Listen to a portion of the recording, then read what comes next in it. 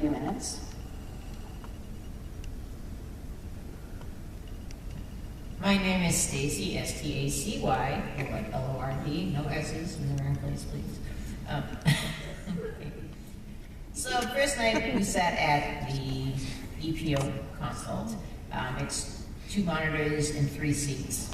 So Howie and myself, we sat there facing the monitors, and Dana sat between us, and he explained things to us about what it is that we were observing. We went over the monitors and all the different screens that we were seeing, and then also over the abstracts of what each leg was about. So it was quite interesting, and getting the extra information from Dana, and actually it was like a little learning, you know, it was like a class basically for 10 hours or 9 hours. We sat there and we talked about what it is that we're studying, why we're studying it, what's the value to it, because it's one thing to take a class online or read a book, but to actually be there in the midst of it and seeing the monitors and talking to the scientists and the telescope operators was quite exciting. Something I'd like to explain to you or tell you from my experience of the first night on the plane was the complexity and overwhelming feeling that you get when you're standing there at our station, at the EPO station, and we're looking out into the plane in front of us, where you have the director in front of us, the flight planner there, and then you have the scientists who are collecting all the data.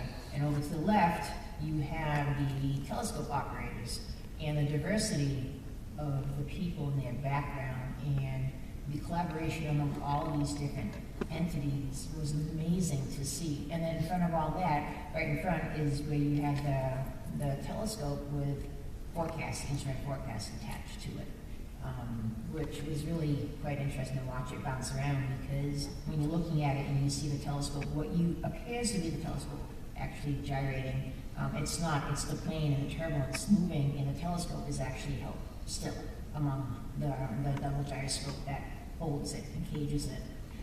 It's quite interesting. When you first sit down, we're looking at the console and all the graphs that are going on and the numbers flashing and then the little lines going. And it took a little while to get used to understanding what everything is. And, you know, by the second night we were on the flight, it was actually quite easy to understand now, because it's been almost 15 hours of looking at it and studying it and talking about it.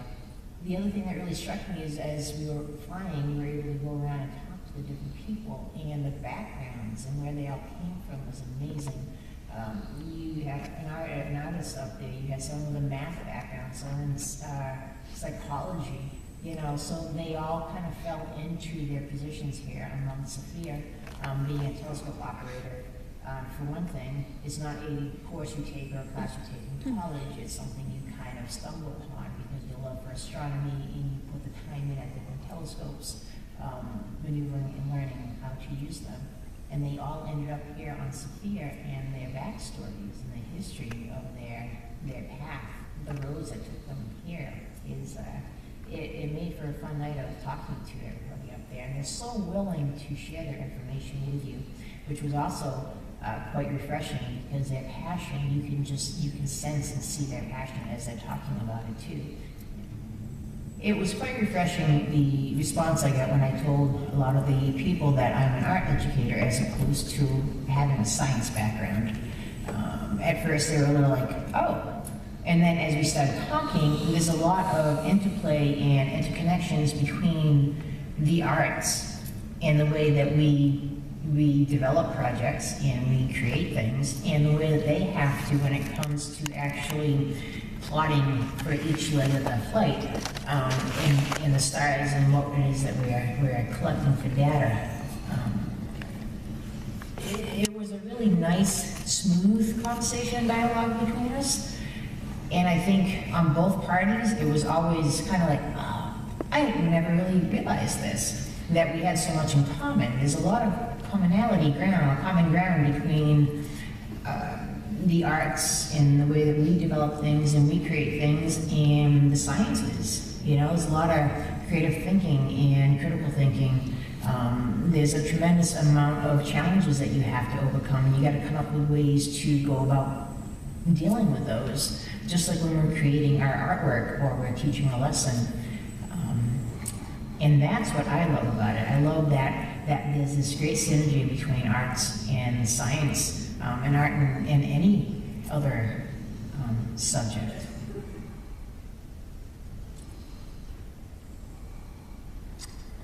Now this is, I want to go through some images that we took of explaining what it is that we actually did and what I talked about in that. This is the EPO console right here, where we sat. I sat on one side, Howie, and then Dana, so there's 3 seats. We learned how to put the 4-piece harness on, how to manipulate the chairs. We had 4 monitors, all giving us data from all the other stations here. You had the flight director right in front of us, you had the researchers right in front of the telescope, and over to the left would be where the telescope operators sat. It's strictly a flying observatory, so it's not really that comfortable. It's very, very loud, and you'll get a little bit of that in the next clip, the one after this actually. And we had to use these really headsets. These headsets are actually made by the David Clark Company, which is 2 miles from our school in Worcester. So it was a really nice take back to my students, because our students really they know about the David Clark Company. A lot of their family friends work there. So this was a nice tie-in to my students to actually make them understand and relate to it. You need them. It is very, very noisy on the plane. And if you think about flying out, if you flew out here, you fly at all, you know there's a noise level when you're flying. Well, amplify that by 10 when you're on SOFIA, because everything is stripped off the walls, there's no insulation. It sits at about 68 degrees in there, so it's very, very cold. May not seem that cold when you first start flying, but as you get up there and you're hitting that midnight, 1 o'clock, 2 o'clock in the morning, you start getting very, very cold. The hats go on, the gloves go on, because you're sitting there, and then it's an air conditioner, it's a fan that keeps blowing down, so you're constantly being blown on by cold air, and that's because they have to keep the instruments at a certain temperature. So it's all about securing and keeping the instruments at a certain temperature, and not so much about us. So they want us ahead of time, bring layers, dress warm, bring gloves, hats, and then you keep these headsets on. And you can hear a little bit of the sound. My brother is the one that did the documentary. He's plugged into the headsets. It predicted wind direction and speed. The outside temperature in centigrade is like and he's yelling into his headset as he's talking to me. But you can check the actual value, should be here, -51. Yeah, so it's pretty close. Local sidereal time, so that means which stars are directly overhead, basically. Longitude, elevation of the telescope above the horizon, 32 degrees above the horizon. We can go from 20 to 60. So you hear the other voices on the line as well. There are multiple lines to this, so as you're listening and you're talking to each other, each console has its own dedicated lines, and we could just talk among ourselves, or you can flip open and listen to all the other conversations going on, which most of the time I left mine all open, and you have these 12, 14 voices going in your head at the same time. It's quite an interesting experience, plus the background noise. We're going over one of the abstracts. So he's going over one of the legs that we are actually flying on and talking about what it is that we're looking at. So this is your flight plan. The interesting thing and the challenging part for the flight planner is that during the flight plan, when you're flying, you have to realize that the telescope is on one side of the plane. Okay, whereas when you have a ground-based telescope, it sits on a spin wheel and it just spins around, right? And you can point it at any portion of the sky that you want. Telescope, not so much. Again, let's go back to your car, driving your car, and the passenger back window, you roll it down, and that's where the telescope is. Well, you know what? The star I want to look at is over there, and I'm driving in this direction. Guess what?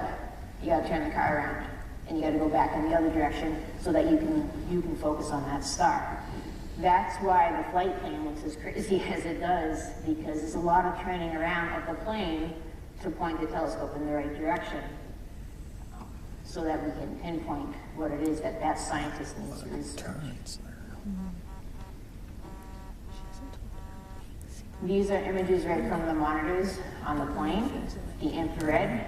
You can see the star formations up there, the flight plans on the left, and then this is all the data coming in through the telescope to make sure the telescope is operating the way that it should be. And that's what the telescope operator looks at. And after a while, I say, it only took about an hour or two actually, and you start understanding what's going on here. It was quite an interesting flight. And here's the STEM connection. Prompted you to ask Stacy, an art teacher, to accompany you on the mission? I got very interested when I saw the SOFIA posting, and the requirements were one to be a public secondary high school, secondary middle or high school science teacher, and the other to be an informal educator in a museum or any teacher of any grade in a public school. And Stacy seems like a perfect match. The idea of an art and science mix seemed pretty powerful to me because we were dealing with color, we were dealing with light, infrared, the electromagnetic spectrum. But immediately started envisioning the art that could result in models, displays, things to work on in classes. Stacy and I have had a long history in both of our 12 or 13 years here at the school collaborating on art and science, and it seemed like a natural idea. So what is it about the collaboration between art and science that brings the kids something special? The art, focusing on the art, it gives a chance to make some of the science more real and gives the kids some creative ways to deal with what they're learning and what they're thinking about. And I suspect the reverse is true. Putting some science content focused goals into the art Stacy works with in her classes could enrich that activity as well. How did you feel when you heard the news? When we heard the news, I was certainly elated. Stacy and I, we got the calls at just about the same time. We connected and we did it. we're going to the Stratosphere, we said. And when we got the calls, we also were specifically congratulated on putting in this art and science, what we call the STEAM. Connection. I'll finish this sentence there. I'm very fortunate to be able to work with Howard Train. I've been working with them at school for about 13 years. We've collaborated quite a bit, as well as with other content areas. Taking it back into my classroom, okay, that's what I love to do. I talked about earlier how everything is a learning experience through me to my students and into my students. This is one of the times I came back and we started talking about nebulas in my classroom to my students. Okay, interstellar clouds of dust, helium, hydrogen, and other ionized gases are what nebulas are. And the interesting thing about nebulas, which I actually decided to do a project with, is because of their colors. There are 4 types of nebulas out there, and each one is based on different colors, if you know, okay. So as I was getting into the science part of this with my students, the colors came alive and they had to create their own nebulas. And say the emission nebula is pink and red, it's hydrogen gases. So if you have a lot of pinks and red in your piece here, then you're talking about a formation with a lot of hydrogen gas. What I ended up doing, one of the things that you have to realize is that the colors are so rich and intense when it comes to the imagery of infrared. So here's my challenge. How do you create a piece of work out of that really portrays that intensity, that richness of the colors that you see? Okay, for any art educator, you start playing around with different materials, and that's something that I would do in my classroom. I sit there and I experiment with different things. How can I replicate that? What materials, what mediums in my classroom could I do to create a project? After about a week of playing around with different things, and my students would come in and see me, Miss, what are you doing? And I would say, well, I'm trying to figure out a way to capture the colors on this image. And they'd give suggestions, we'll practice on different things. We ended up going with black fabric, like almost a cotton fabric, very heavy with acrylic paint. And being able to splatter the paints on with the brushes, and then also the sponges and cotton balls to create these intense looking nebulas at the end. And it's very engaging because the students never use cloth before to paint on. The pieces were about 19 by 24. A lot of them flipped them over, ended up working on the back side as well. And if you compare this to any of the imagery out there, you know, okay, what nebula is this? What type of nebula is it that you created? Well, miss, I created, you know, a reflective one because there's a lot of blues in here, and that's what I was trying to go for. Reflecting back and tying in the science with the arts. Another project that I brought back, again, playing around with the intensity. This was one of the experiments that we did earlier on It's planets, we just chalk pastel. One of the things, even in middle school, when I teach middle school, is that the students like to blend, and they like to blend, and they like to blend, and they like to blend, and pretty soon all those bright, vibrant colors turn into this big, muddy mix of browns and greens, and it's just like, no, stop. You know, choose 3 colors, choose 2 colors, just let them touch and overlap a little, but you don't want to just keep blending color over color. So this was actually one of the first little experiments we did so that I could get my students, even in middle school, to not overblend and overmix their colors, and they came out quite nice. They were able to actually name their planets, and we had little galaxies going on, and we had some fun with this one. And then this particular project that I did with my students was on the electromagnetic fields and the solar winds. Again, going back to being attracted to the colors and the line formation that you see in the imagery. Again, another challenge was how do you get these bright, vibrant colors? Again, not using the black fabric because I just used that, and I don't want to do the same thing on black fabric with the students because they're going to go, okay, Miss, we already did this. You know how it is with students. So I had this clear plastic vinyl, and I said, what if we drew them out first on paper? Then you could put your your clear vinyl over that, and you could paint right over your lines, kind of like a reverse painting. And then you could apply your acrylic paints to that, and then we put it on black paper afterwards, and they could splatter the black paper to create the stars.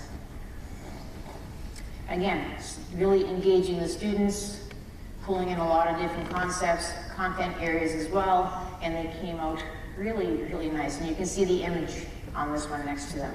So I had the photograph itself and then the piece that the students did. And we talked about the electromagnetic fields and the solar winds and how our Earth gravitational pull and everything deflects that. And we got into a lot of the conversation about it and actually able to pull out a lot of the knowledge that the students had because they just studied this in class.